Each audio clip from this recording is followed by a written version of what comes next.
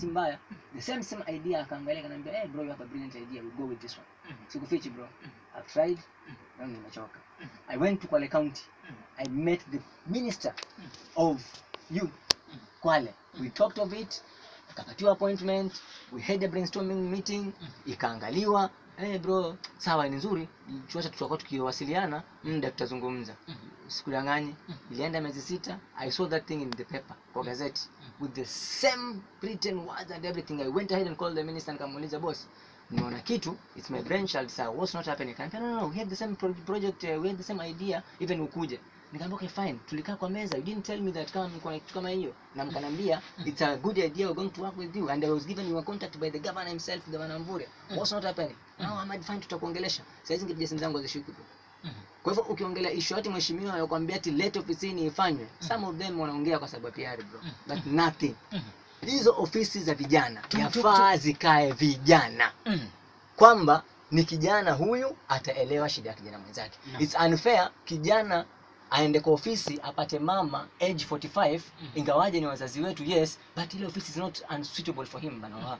Ile ofisi akae kijana ambaye ako na bright idea, ako na brains ambao wenzake wakija wanaweza kaa wakaarticulate issues, wakaongea na wakasikizana. Tuangalie katika angle nyingine. Naam, endelee maliza. Lakini ufike kwa ofisi mwenye yuko pale kwanza ya kurate na mtoto wake. Mtoto wake hakupata chanzo cha kuwa na nafasi kama ile ambayo labda uko nayo. Hakupata kuwa na wazo kama ile ambalo uko nalo. So unajuaje ukimpatia hii ni through pass ndio kubana.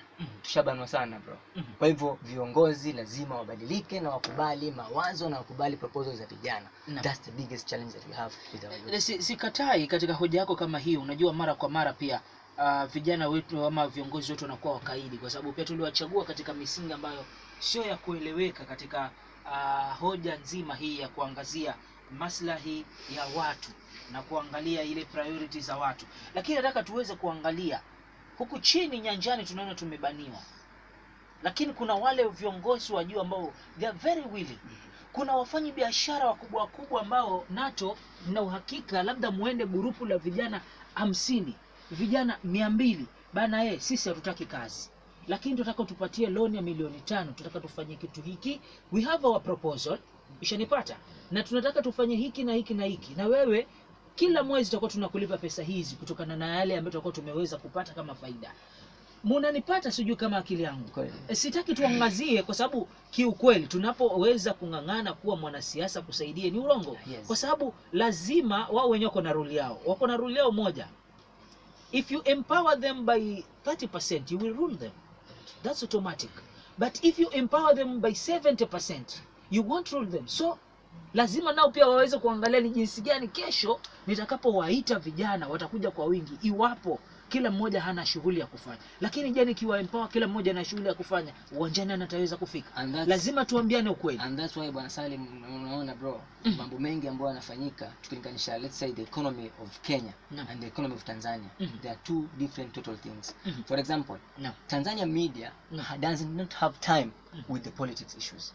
Tanzania media iko pale kwa sababu ya vijana. Most of the things we watch from Tanzania are about youth entrepreneurship and empowerment. All the programs of the media, Diamond ameenda kule, Alikiba amfanya kile, Jux amfanya hivi, NSMD amfanya hivi, but hutasikia leo Magufuli ABCD media zote 50 zinkwenda.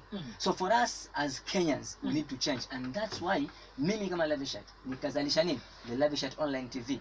Lengo kubwa ya Lavishat Online TV ni kupatia vijana wote platform ile kwamba what are you best at, come showcase it kwa system ya platform online. Kama hii nimejitahidi kungangana. Unajua kipindi hiki cha kongamano ni kuhusiana siasa, lakini nimeona kuwa haina msingi kwa sababu wale ni watu tayari wana vyao. Kwa nini nimewaleta hapa? Tuambiane ni ukweli, kwa nini nimewaleta hapa? Unajua kuna kitu ambacho mimi kinanisikitisha. Kila mmoja anafahamu kuwa mwanasiasa hawezi kukupatia suluhu katika maisha yako. Lakini bado tunalalamika kwa nini tutakuwa katika unajua hayati rais wa kwanza wa Jamhuri ya Tanzania yule bwana nimemsahau kiasi, bwana Mrisho Kikwete alikuwa anaongelea kuhusiana na jeshi la walalamikaji. Utakapojipata katika jeshi la walalamikaji, basi zile opportunity ambazo labda uweze kuzipata, uweze kufaulu, utakosa kuziona kwa sababu macho yako yatakuwa yanaangalia on a negative way, hayaangalii on a positive way. Bwana NATO, hoja yangu ni kuwa wako wawekezaji, wako watu ambao wanaweza kuleta vijana pamoja, ama vijana wenyewe wakafanya their own contributions kuweza kuangalia ni jinsi gani wataweza kuimarisha maisha yao. Kwa nini isiwe hivyo? Unajua bwana Zani, mimi nataka to face reality. Naam. Wajua ile unity ambayo unaizungumzia katika human rights wanga tuitaga critical mass. Ndio. Zombe kubwa hivi la wananchi limekuja pamoja. Zombe kama lile waambiwa likitaka chochote. Hata likitakayo serikali yenyewe naweza kuipata. Wanaweza vunja hata sheria na wakachukua serikali. Kama vile Julius Caesar alisema usivunje sheria, ivunje tu kwa hata kupendwa serikali. Sichaona Sasa basi kama tuna nguvu ya kiasi kile, nani angelitaka basi kuyaona mambo kama yale? Kumaanisha kuna kama conspiracy. Hiyo ni theory yangu, lakini ni ufahamu wangu tu kulingana vile nimechunguza mambo, nimeobserve mambo. Kwamba kuna watu hukaa chini wakapanga, vijana tutasambaratisha vipi ule umoja wao. Mimi nishaisikia maneno kule ninakotoka, maneno ambayo yanasikitisha. Unasikia kiongozi fulani amesema jambo kama hili linaweza kufanyika, lakini nako siwe. Tunaona watu fulani pengine nafasi fulani kimetokezea, wachukuliwa wengine, alafu wanaambiwa sasa, lakini sasa msijumuike na watu. Unaona hizo njama? Divide and rule. Wakati sisi wanga tukutana mchana kuzungumza mazungumzo yetu bwana Zani, kuna watu kukutana usiku kupanga vile watasambaratisha tuliozungumza mchana. Mikutano inakaa kama lamada hivi. Unaona? Hata sangine sisi waliko mikutano kama ile, lakini waliko kama safari moja alafu unatupwa kando, unaonekana huyu haizigeuzwa akili. Lakini pengine kwenda mbele sasa, vijana wafaa tufanye nini? Kama tushashtukizia kuna njama kama ile, kwa sababu rafiki yangu Lavish hapa amezungumza kuhusu mipango mizuri ndio maana mimi naangalia pia gavana wetu amezungumza, ndio tumemuelewa, si ndio? Lakini tuangalie ile sincerity pia. Ule ukweli halisia wa mambo. Kwa sababu mimi pia mwaka wa 2013 kuna kijana ni engineer anafanya hapa Mowasco, sitamtaja jina, lakini alidesign mradi moja mzuri sana. Mimi nilipoangalia hivi kijuujuu, wajua mimi sina ufahamu sana ile na engineering, lakini niliona hii idea ni nzuri. Ilikuwa ni idea tu ya desalination ya maji ya bahari, lakini the main product ilikuwa ni maji, si ndio? Alafu zile by products zilikuwa kadhaa, chumvi iko pale, brine iko pale, ilikuwa pia hata generate electricity. Tukaupeleka katika kongamano fulani, tukasikia tuko na kongamano, county itakuwa pale, tukapeleka ikaangaliwa. Na mradi wote alikuwa amefanya ile gharama zote, ilikuwa zije bilioni 5.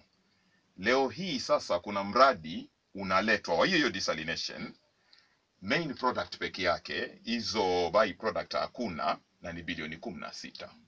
So unaona hatuko sincere na tunayoyasema hapa, kwa sababu kuna mpango kwamba vijana wakiungana hivi watatunyang'anya hata hivi viti vyetu. Absolutely. Ideas. Lakini mimi napenda kuomba vijana, acha nichukue fursa hii niwaombe vijana kwamba ona consistency, ona ina create ile loyalty. So unaona ukiwamo kuamo tu umo tu wapiga vita umo tu, siku moja utaanza kusikia vijana kama wameanza kuwa na imani na wewe. Na ni juzi tu sisi tuagawanywa bwana Zani, si ati kupenda kwetu. Unaona juzi tu hapa ilikuwa kuna mwekezaji anataka kuweka kiwanda cha gesi pale Changamwe, nadhani mlisikia. Mimi ndio niliweza kupeana ile petition, uliona pale, si ndio? Na nikapinga ule mradi, nikasema hatupingi maendeleo, lakini huu mradi huwezi kuuleta katikati ya watu wamejazana. Na mradi kama ule pia ulikataliwa wapi? Kule Ganjoni kule. Pia hata Ganjoni, si ndio, kulingana na athari zake kwa afya na mazingira tu in totality. Si ndio?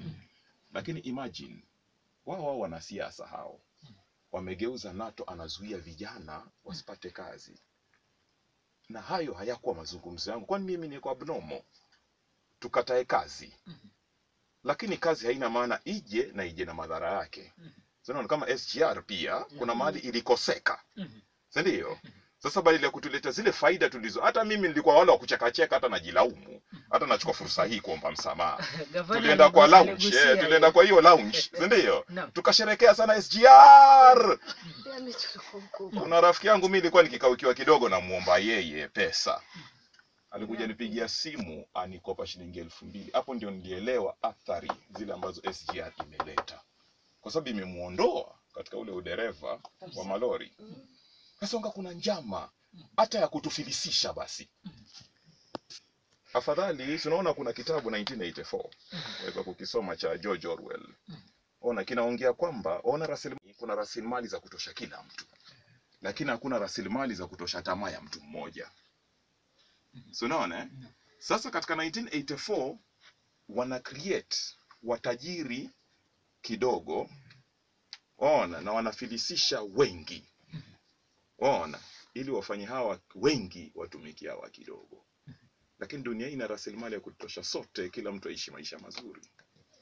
Asante sana. 0705778567. Mchakato mzima huu tunaweza kuangazia katika mdahalo moto katika kipindi cha kongamano la vijana. Msikilizaji wa kwangu, iwapo ndo mosi unafungua ungoya kwako redio kwako, fahamu ni 90.7 idhani ya Radio Salam. Na sasa tu ni wakati wako, maswali yako ni yepi, tuweze kungamua wasaa kama huu, tuweze kuongea ukweli kuhusiana na hoja pevu. Vijana naona natu anasema hapa wanagawanywa kimisingi ili tu wasiweze kuendelea. Je, na washajua vijana wanaweza kupigwa vita ili wasiendelee, ama kupigwa vita ili wasiendelee? Je, na wao wamekubali kupigwa vita kama hivyo? Hilo swali msikilizaji naye pia nakuuliza katika ungoya wako kwa sasa, ili tuweze kupiga kwa mpigo kabisa. Sema nasi Radio Salam. Hello. Wa alaikum salam wa rahmatullahi wa barakatuh. Nani mwenzetu huyu? Mimi Thabit huyu. Karibu sana Thabit. Mimi kwanza nawapongeza hao vijana walioko studio hao na Nato na mwenzake hapo. Kwambia ni kweli kabisa. Hao wanasiasa ni warongo, na halafu wataka kutumia watu. Na wakishakuona wewe una akili ya kujiendeleza ama kuendeleza wenzako, unakuwa tishio kwa ajili, utawafanya wenzako wasiwe, yani wasiwe kutre, unawaondolea fikra za kujipendi. Kuna vitu tumesahau, hatuko sawa. Kwa hiyo ni kweli kabisa ya maneno ndugu zangu wasema, kama huyo aliosema alitengeza mradi. Hata sisi, mimi nilikuwa deputy secretary wa chama cha mabaharia katika nchi ya Kenya ndugu yangu. Hawa wanasiasa niliwapata na proposal ya kuinua ubaharia wakati ule, walinifanya hivyo kama hao vijana ndani ya studio. Ushanelewa bana ndugu yangu. Wako hapo kutaka watu waendelee kuabudu na kutumika, lakini sio kuwafanya watu wajitegemee. Hii ndio system yao. Hatuna viongozi, tuna watu wengine wabaya kabisa ndugu yangu. Kwa hivyo mimi nawaunga hao ndugu zangu, hao rafiki yangu. Na hayo mambo aliyosema gavana kuwa ataka vijana wafike 1000 wachukue mamilioni, ikiwa anashindwa kuwapa hii pesa kidogo, safari ya leo yaanza na step moja brother. Aache story bana. Awekea vikwazo vijana wasisonge mbele. Kwanza pesa si mpaka atoe yeye. Pesa ya vijana haitoki kwenye mfuko wake, si mali yake. Hii ni haki ya vijana kikatiba, pesa iweko pale. Sasa yeye aiwekewa vikwazo ati wawe kikundi, wawe wengi kama 100 500 wafanye nini? Unaona bana ndugu yangu? Alafu wadai mamilioni.